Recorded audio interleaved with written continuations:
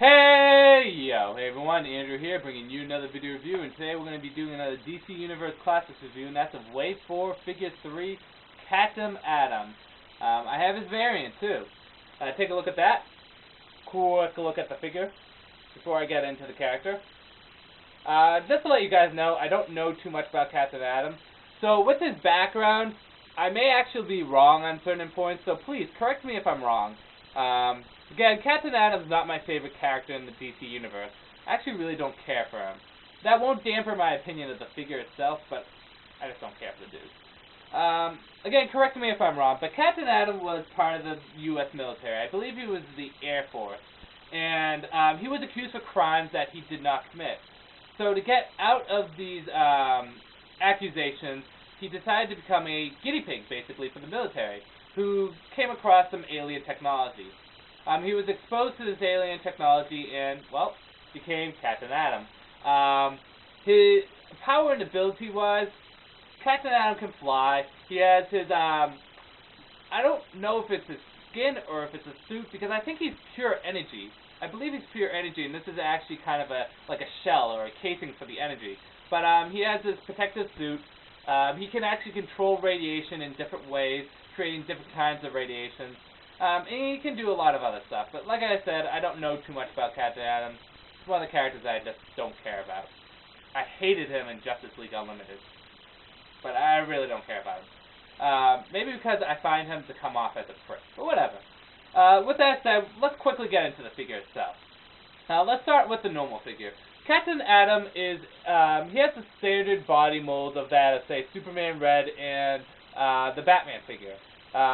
Same standard body mold. There's no nooks and crannies, no added accessories. However, there's a new head mold, which the head mold actually looks really nice. I love the head mold. It looks really good. Articulation-wise, again, he's going to have all the same standard articulation as all the other DC Universe classic figures, which is good articulation. However, it feels a little loose at times, but whatever. Color scheme-wise, the color scheme actually looks really good. I like the silver on him. The silver looks very nice. However, I have to say, with the boots and the gloves, although the colors look good, they're painted on. It would have been nice if it was like an actual, it looked like an actual boot rather than a paint app, and an actual glove rather than a paint app. But the colors do work well. The only thing I don't like about Captain Atom cosmetically, image-wise, that I just don't care about his symbol on his chest. I never did. But that's just me. The figure overall does look nice. On to his variant. Variant is the same exact mold, of course, a different color scheme. Gold with red. Red boots, red stripes. Yes. I don't know the background on this alternate color scheme. I know it shows up in the comics a lot. Again, Captain Atom, don't really know too much about him. This color scheme, I have to say, I don't like as much as the first one. Although it does look good at certain points, I have to say the original is what I like better. I have to say the color scheme works better for the face, but for the body it just looks a little too plain. Maybe that's just me, but I prefer the silver one a lot better between the two. I suggest picking up both of them if you see them. I'm not sure, but I think this was a KB exclusive. I could be wrong on that. I know the Batman Beyond variant was, but this I'm not sure. I only found it at KB. Again, I could be wrong. But anyways, let's just take an overall look before I give you my final opinion. There you go. Hopefully you can see all this. Take a look at that. Very nice. And then the variant. There we go. The eyes on the original one look a lot better than the variant one. Of course, the color scheme on the variant's face just looks a little better. I don't know why. On a whole, my opinion, I feel as though Captain Atom is the weakest of Wave 4, but that doesn't mean he's necessarily a bad figure. The fact he doesn't have accessories or any nooks and crannies makes him good for posing, but it just makes him kind of a plain figure.